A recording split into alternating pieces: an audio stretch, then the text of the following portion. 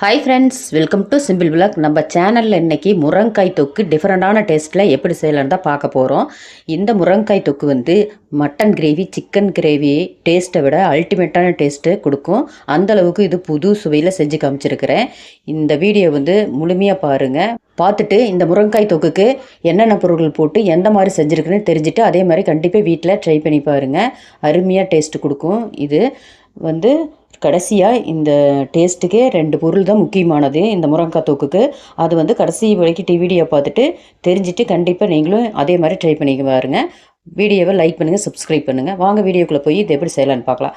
அதுக்காக கடாயை வந்து அடுப்பில் வச்சுட்டு தேவையான அளவு தேங்காய் தான் இதுக்கு நான் சேர்த்துருக்கிறேன். ஒரு 2லேருந்து 3 டேபிள் ஸ்பூன் சேர்த்துட்டு கடுகு உளுந்தம்பருப்பு போட்டு நல்லா பொரிஞ்சு விட்டி பெரிய வெங்காயம் 2 பெரிய வெங்காயம் பொடியாக கட் பண்ணி சேர்த்திக்கலாம். சேர்த்திட்டு வெங்காயத்தை வந்து வதக்கிக்கலாம். வெங்காயம் வதக்கும் போதே கருவேப்பிலை இதோடு சேர்த்திட்டு வெங்காயம் பாதி வதக்கணுன்னே இதில் 10 பல் பூண்டு மட்டும் நல்லா தட்டிட்டு சேர்த்திக்கலாம்.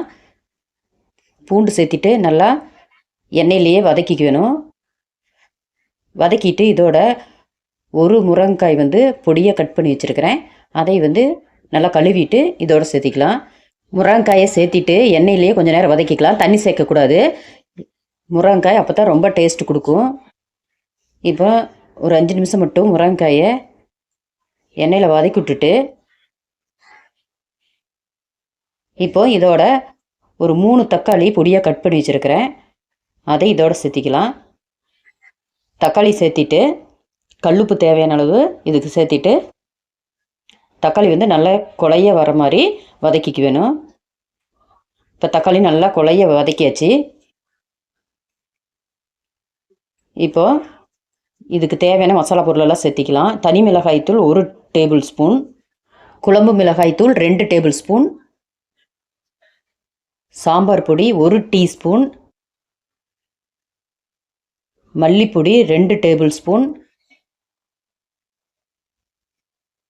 மஞ்சள் தூள் 1/2 டீஸ்பூன் சேர்த்திட்டு எண்ணெயிலே 1 நிமிஷம் மசாலா எல்லாம் வதக்கிக்க வேணும். 1 நிமிஷம் நல்லா வதக்கி விட்டுட்டு அதுக்கு பிறகு தான் நம்ம தண்ணி இதுக்கு சேர்த்த வேணும். இப்போது 1 கப்பு தண்ணி வந்து இதுக்கு சேர்த்திக்கலாம். சேர்த்திட்டு முருங்கைக்காய் வேக வேணும். அதுக்காக தண்ணி சேர்த்திட்டு முருங்கைக்காய் வந்து மூடி போட்டு வேக வச்சுக்கலாம். ஒரு 10 நிமிஷம் வெந்ததுனாவே கொதித்து நல்லா வெந்துடும் முருங்கைக்காய். இப்போ பாருங்கள் நல்லா கொதி வந்து முருங்கைக்காயெல்லாம் நல்லா வெந்து வந்துருச்சு.